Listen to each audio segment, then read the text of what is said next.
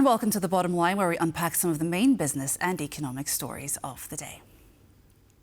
Tensions are running high in Central and Eastern Europe after Donald Trump reaffirmed his intention of implementing 25% level tariffs on European cars.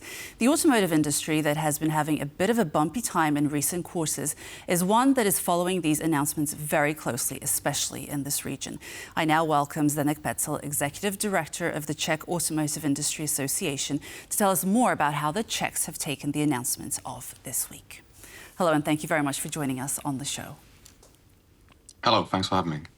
So what is the mood within the Czech automotive industry, having heard Donald Trump's firm assurance of the upcoming 25% tariffs? The current US tariff stands at 2.5%, just as a reminder to our viewers. For sure, it's nervosity, but also there is still a lot of unclarity on what will actually happen. We have heard sector-specific tariff, also for automotive. We have heard about across-the-board tariffs on all European goods.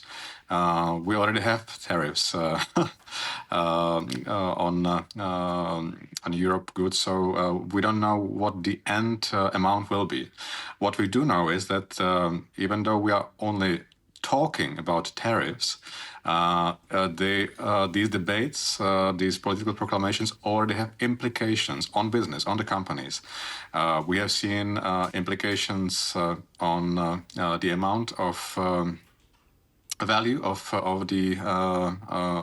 the shares of the companies, which then boils down to issues with financing. We have seen issues with trying to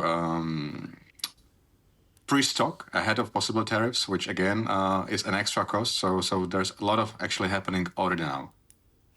I wanted to ask you to unpack a little bit the impact that tariffs can have. On the one hand, Skoda, the Czech car manufacturer, does not sell its cars in the US, but German manufacturers, on the other hand, who have Czech companies in their supply chains, do. I think the situation is pretty similar in the Czech Republic and in the Poland. Directly, our business towards the US is very low. For the Czech Republic, it's less than 1% of its exports. But indeed, Germany is our number one trade partner with lots of our suppliers supplying the German OEMs. And Germany with Italy or also Slovakia exports a lot of vehicles to the US. So through Germany, our companies will be impacted. And we also have to bear in mind that according to analytics, if those tariffs are and indeed put in place, European GDP in total will lose more than 2%, which is a huge economical impact that will influence all of us, the companies, the buyers, everybody. But Skoda does not sell in the US, is that correct? No. Czech Republic does not export finished vehicles into the US, so we only export parts. Mm-hmm. But as we mentioned, it's more about the cars that are being exported from Germany or Italy or other countries to the US. So the implications for European manufacturers, it's actually twice as much important or graver than for the ones in the US. That's the whole idea of Trump's administration in the debate about the tariffs. And what about other countries in our region, like Slovakia or Hungary, because they're also very much exposed to the economic turmoil in the broader sense, but also because of their automotive sectors? We know that from Slovakia, from the Volkswagen factories near Bratislava, there's, for example, a Porsche Cayenne, the SUV model being exported to the US. So the implications are even graver there. And one point to be kept in mind is that actually a lot of cars being then exported from the US to the EU are actually of European OEMs. We are talking about BMW X5 models, SUVs by Mercedes. So again, if those tariffs are put in place and Europe retaliates, again, it's going to cost the European production. Of course. And then in recent months, obviously, the Czech economy has recovered a bit. And then assuming the tariffs kick in next month, when would you expect to see their impact on the Czech car industry? Let's say pretty immediately. I mean, we have seen the similar situation unfold as the tariffs on Canada and Mexico have been announced. We have seen that companies try to pre-stock because when you create a car, then quite often the produce travels across the border several times before it actually reaches and becomes the end product. So the ripple effects will be immediate and felt strongly by the suppliers. It will definitely not only touch their bottom line, their financial performance, but also their ability to safeguard the jobs that they do. And how do you assess the statements of EU retaliation to Trump's words? Do you think that the EU anti-coercion instrument will take effect, or do you think it'll be useful to industries like yours?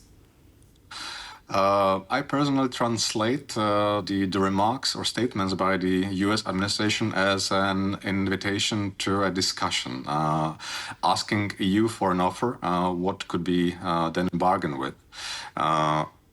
When you look at the total numbers, it's clear that the implications for the EU when the tariffs are introduced are much graver than for the US. So from our perspective, it would be much better to avoid the escalation, perhaps even talk about lowering the tariffs to zero if possible. And we have to also keep in mind that there are other barriers to trade, a lot of technical harmonization stuff. We actually had great expectations from the TTIP, the agreement that has been negotiated several years back. So I think Europe should negotiate and actually should go in a way of lowering the tariffs and other barriers. But do you think that the EU will be successful in negotiating anything? Things have escalated quite significantly this week. Well, the tariffs are not yet in place. If there was a date that the tariffs should come into place, it should be the 2nd of April. So there is still time to discussion, and I think these discussions are taking place, and I'm pretty hopeful that that we will not end up in escalation because it will not be in Europe's favor. The bottom line is, at the end of the day, that the Czech economy is very export-oriented with high manufacturing inputs. So Donald Trump's tariffs could not really make for worse news this week. So let's just assume that they do kick in. Does the Czech economy, industries like yours, are there any plans that are being put in place or have been put in place? Of course, companies are considering what other markets could be employed.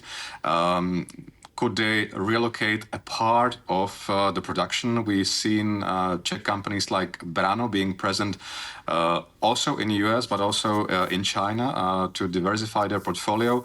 But in all honesty, this all cannot be done fast. This all will take years, at least 4 or 5 years, perhaps sometimes more than that. So the implications will be that the amount of vehicles produced in our countries or in Europe in general will go down, and it will be a significant negative impact on our economies. And I think we already have a lot of issues to take care of. For example, the debated fines for not adhering to the CO2 targets mandated by the EU. The companies may pay up to 16 billion euros. So all in all, there are things that we should do on European level not to worsen the situation and worsen the global competitiveness of our industry, because the industry was for a long time and still is and should be for future a backbone of a European economy and European investment in research and development. And yes, on the topic of the EU, we're expecting the EU to announce a set of measures targeted towards propping up the automotive sector.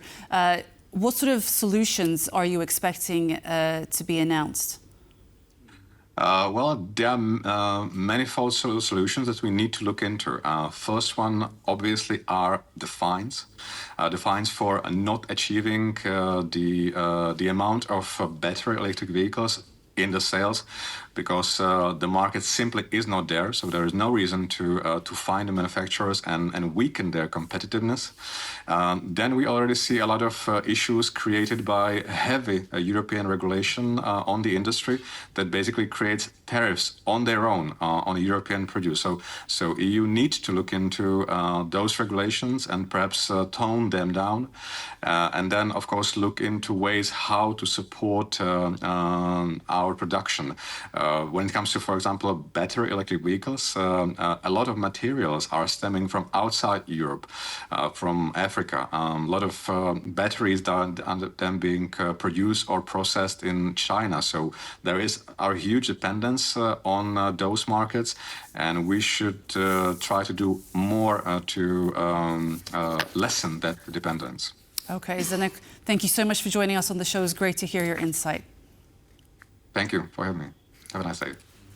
And we were joined by Zdeněk Petzl, Executive Director of the Czech Automotive Industry Association. Thanks so much for being with us today, and I was your host, Marie Cato. Join us every weekday for Business Arena at 5 p.m. CET on TVP World.